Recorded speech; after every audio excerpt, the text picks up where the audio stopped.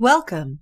In order to do data analysis in Python, we should first tell you a little bit about the main packages relevant to analysis in Python. A Python library is a collection of functions and methods that allows you to perform lots of actions without writing your code. The libraries usually contain built-in modules providing different functionalities, which you can use directly. And there are extensive libraries, offering a broad range of facilities. We divided the Python data analysis libraries into 3 groups. The first group is called Scientific Computing Libraries. Pandas offers data structure and tools for effective data manipulation and analysis. It provides fast access to structured data.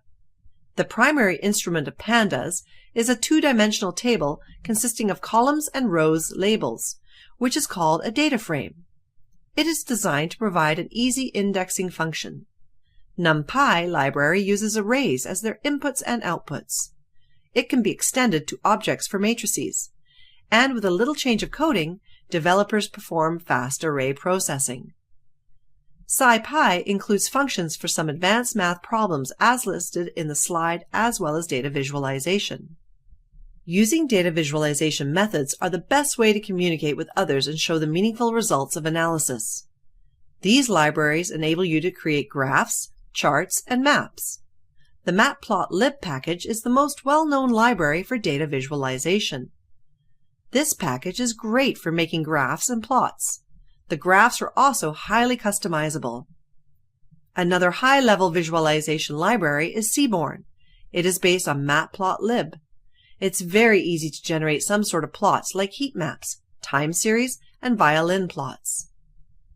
With machine learning algorithms, we're able to develop a model using our dataset and obtain predictions. The algorithmic libraries tackle some machine learning tasks from basic to complex. We introduced 2 packages. The scikit-learn library contains tools for statistical modeling including regression, classification, clustering, and so on. It is built on NumPy, SciPy, and matplotlib.